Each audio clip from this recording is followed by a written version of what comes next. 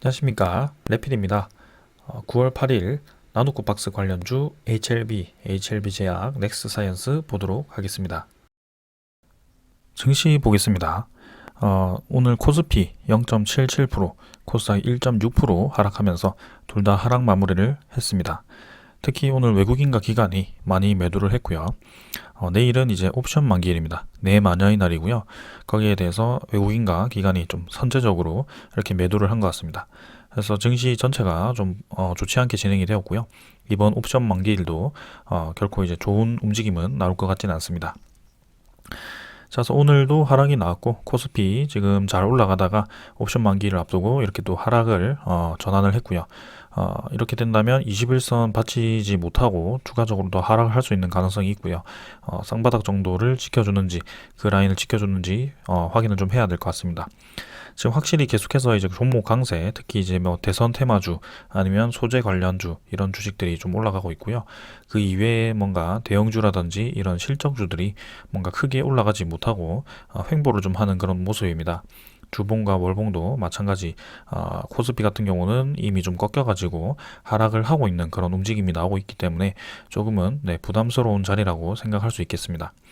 그래서 뭔가 대형주를 지금 투자를 하셔서 뭐 장기 투자를 하시겠다라고 신규 진입을 지금은 하지 않는 게 좋을 것 같고요. 좀 장기 투자를 하시더라도 이 지수 전체가 뭔가 큰 조정을 받고 좀 그 뒤에 이제 좋은 기회가 왔을 때 그때 매수를 하시고 장기 투자를 하시면 될 것 같습니다. 지금 아무래도 종목 강세장이기 때문에 그런 종목을 잘 찾으셔서 뭐 단기라든지 중기로 대응을 하셔도 될 것 같고요. 아니면 이미 뭐 많이 내려 있는 그런 종목에 대해서 신규 매수를 하시고 가져가시는 게 좋을 것 같습니다. 자, 기관과 외국인이 둘 다 매도를 했고요. 오늘 뭐 크게 수급 자체는 좋지 않았고요. 넘어가겠습니다. 그 다음에 코스닥이고요. 코스닥도 마찬가지 고점 부근까지 다 올라왔다가 또 이제 이렇게 크게 한번 하락을 시켰습니다. 그래서 코스닥의 특징이죠. 이 코스닥은 고점 부근에서 하락 신호가 나온다면 이렇게 크게 떨어지는 경향이 있고요. 여기에 대해서 대응을 잘못하면 계속해서 이제 돈이 빠져나가는 그런 이 계좌에서 빠져나가는 그런 모습이 나올 수 있습니다. 그래서 조심을 좀 해야 될 것 같고요. 지금도 추가적인 더 하락이 나올 가능성이 있습니다. 확실히 지금 뭔가 증시 전체가 침체되어 있다라는 모습이 느낌이 들고요. 지금 가격이 올랐고 이전과 같이 이렇게 거래량이 증가하면서 좀 올라가는 모습이 나오고 있지는 않습니다. 그래서 전체적으로 증시가 침체가 되고 있다라는 것이 저의 의견이고요. 지금 투자자를 보시더라도 기관과 외국인은 계속 이 코스닥, 코스피에서 좀 빠져나가고 있는 그런 모습이 보이고 있습니다. 그래서 개인 투자자 여러분들도 지금 뭔가 이 많이 올라 있는 종목, 특히 많이 올라 있는 종목 위주로 잠깐 이제 뭐 조정을 받아서 21선을 받치는 뭐 그런 선에서 좀 투자를 하실 수도 있겠지만 그런 거를 너무 믿고 공격적으로 투자를 하시다 보면은 진짜 잘못하다가 크게 손실을 볼 수 있는 그런 종목들이 많이 나올 겁니다. 지금 이런 장에서는요. 그래서 분명히 이제 증시가 활활 타올랐고 그 상승분에 대한 하락분이 아직 충분히 나오지 않았습니다. 그래서 좀 우려스러운 점이 있고요. 이때까지 올랐을 때는 분명히 하락도 있었던 그런 점이 있었기 때문에 지금 이제 과하게 하락한 만큼 과하게 상승을 한 상태에서 결국에는 이제 추세 상단에 위치를 하고 있다는 점이죠. 그래서 여기서는 좀 조심을 할 필요가 분명히 있습니다. 그래서 환율을 보게 되면 환율도 오늘 상승했죠. 그래서 1167원 마무리했고요. 결국에는 이제 저점을 찍고 다시 한번 이 추세 살려서 결국에는 올라가고 있다는 점입니다. 환율이 계속 올라가고 있고요. 결국에는 고점 추세선을 다시 한번 찍으러 갈 거고 이제는 1200원 선에 가깝게 환율이 올라가지 않을까. 거기에 따라서 우리나라 증시는 다시 한번 약세를 띨 거고요. 미국에 대한 금리 인상이 아직 뭐 미뤄지고 있지만 테이퍼링도 미뤄지고 있지만 분명히 그 테이퍼링과 금리 인상은 잠재적인 위협으로 지금 남아 있는 겁니다. 그래서 지금 이제 유동성 장세가 점점점 뭔가 힘이 빠지고 있다. 뭐 그런 모습이고요. 10년물 국채 금리는 1.3% 유지를 하고 있고요. 뭐 크게 변화가 없기 때문에 바로 넘어가겠습니다. 지수 선물도 유럽 증시, 미국 증시 오늘은 조금 하락세로 진입을 하고 있네요. 그래서 내일 정도 뭐 우리나라 증시 옵션 만기이기 때문에 사실은 변동성이 매우 큽니다. 그래서 내일은 공격적인 투자보다는 좀 지키는 투자를 하시는 게 맞고요. 이제는 다음 금요일부터 새로운 이제 시장이 열리게 되는데요. 그때는 또 상승장이 나올지 하락장이 나올지 또 지켜봐야 되겠습니다. 자, 오늘은 여기까지 하고 종목 보도록 하겠습니다. 먼저 HLB부터 보겠습니다. 3,300원 내렸고요. 64,400원으로 마무리를 했습니다. 시간의 가격은 추가적으로 더 하락이 나왔고요. 네, 결국에는 이제 상승에서 이제 하락으로 오늘 전환이 되었고요. 5일선 기준으로 자리를 지키던 것을 오늘은 깨버렸습니다. 그래서 이전에 종가 기준으로 봤을 때는 사실은 요때 이후에 사실 요때 상승 이후에 5일선을 깬 적이 단 한 번도 없었습니다. 근데 요때는 이제 종가 기준으로 5일선이 깨졌고요. 내일 분위기 지금 오늘 그 옵션 만기일에 대해서 좀 증시가 전체적으로 좋지 않게 나왔고, 특히 이제 공매도가 아니고 그 코스닥 전체가 좀 하락을 크게 했기 때문에 뭐 어쩔 수 없는 흐름이라고도 볼 수 있겠습니다. 하지만 분명히 지금 단기적인 추세가 좀 깨지는 흐름이 나왔다라는 것이 사실이고요. 뭐 나노코박스에 대해서, 백신에 대해서 뭐 부정적인 소식이 나와서 이렇게 하락한 건 아니고요. 그냥 장이 좋지 않아서 내렸다. 그 다음에 뭐 차익 실현을 위해서 차익 실현 물량이 나오면서 내렸다. 뭐 그 정도로만 보시면 되겠습니다. 그래서 이전에도 말씀드렸듯이 이렇게 계속 올라가는 그런 그림은 사실은 나오진 않습니다. 그래서 올라가면 당연히 이제 조정이 나오는 것은 사실이고요. 그 조정분에 대해서 좀 공격적으로 투자하고 싶은 분들은 뭐 5일선 기준이라든지 아니면 21선까지도 좀 여유롭게 보시다가 21선을 뭐 이탈을 한다든지 뭐 그런 식으로 되었을 때 뭐 매도를 좀 하셔도 되고요. 아니면 나는 HLB를 초장기로 본다라고 하시는 분들은 뭐 그냥 들고 가긴 합니다만, 사실은 이제 이런 주봉의 움직임이라든지 이런 걸 보았을 때는 어떤 사이클을 가지고 HLB가 고점을 찍고 바로 이제 크게 내린다는 것이 좀 특징입니다. 종목 특성상. 그래서 이번 상승이 이제 어디서 끝날지는 모르겠습니다만, 사실은 이제 장기 투자를 할 만큼 뭔가 재무가 좋지도 않고요. 그런 어떤 이슈에 대한 그런 기대감으로 좀 주가가 형성되어 있기 때문에, 그런 기대감으로 형성된 주가는 차익 실현 물량에 대해서도 굉장히 크게 움직입니다. 그렇게 크게 하락을 해버리면 사실 이제 본질에 대한 가치를 또 의심하게 되죠. 그러면 이게 진짜 약이 진짠가, 백신이 진짠가, 계약이 진짠가, 뭐 이런 식으로 좀 의심을 하게 됩니다. 그래서 그런 의심을 하지 않게 그냥 적절한 구간에서 서서히 좀 빠져나오시는 것도 저는 괜찮다라고 보여집니다. 그래서 저는 이제 여기서는 좀 매수를 강하게 얘기를 했지만, 여기서는 좀 매수를 하지 않는 게 좋다라고 말씀을 드리고 있습니다. 그래서 추가적인 더 상승이 분명히 나올 수는 있습니다만, 그 상승을 지금 확률이 크진 않지만 올라갈 확률이 있지만 거기에 대해서 공격적으로 투자할 이유는 전혀 없다.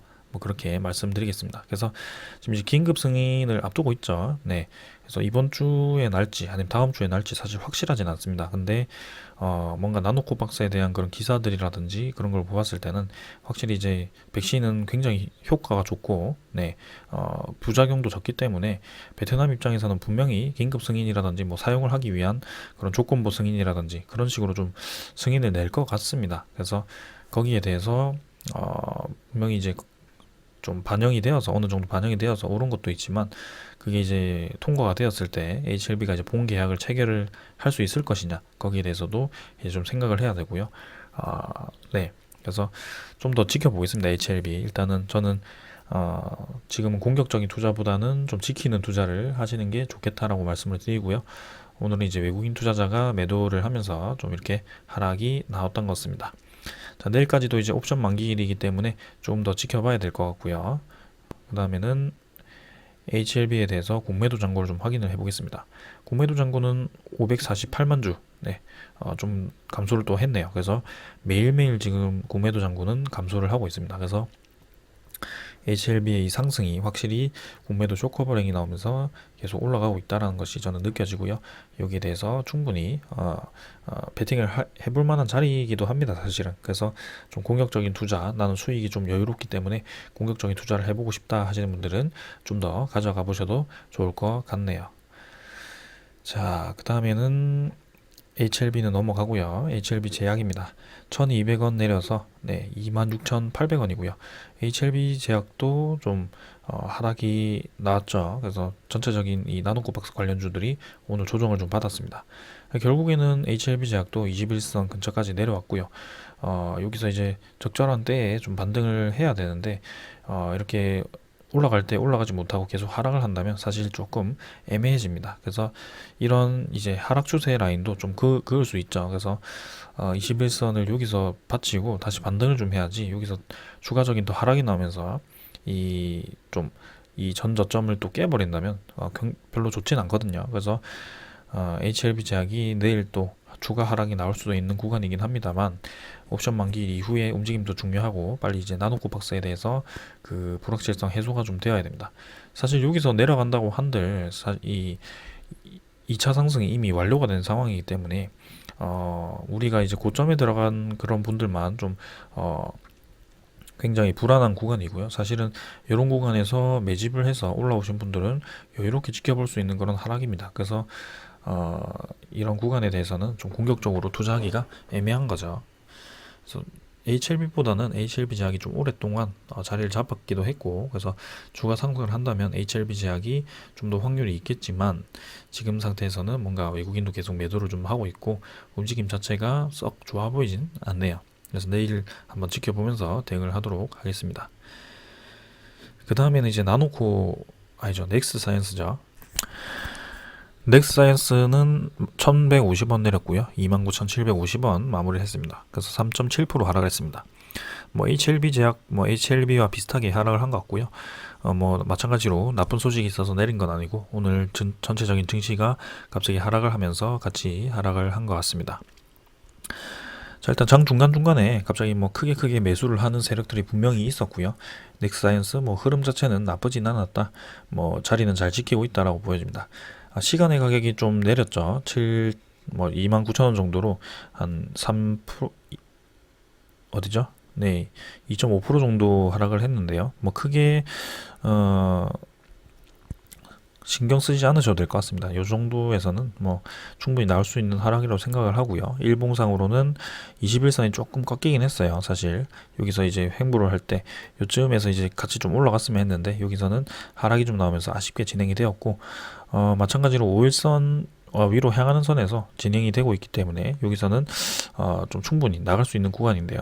내일 어떤 식으로 진행이 될지 좀 지켜보도록 하겠습니다. 자, 지금 보면 공시가 하나 나왔었어요. 오늘 임원 주요 주주 특정 이 소유 보고서인데요.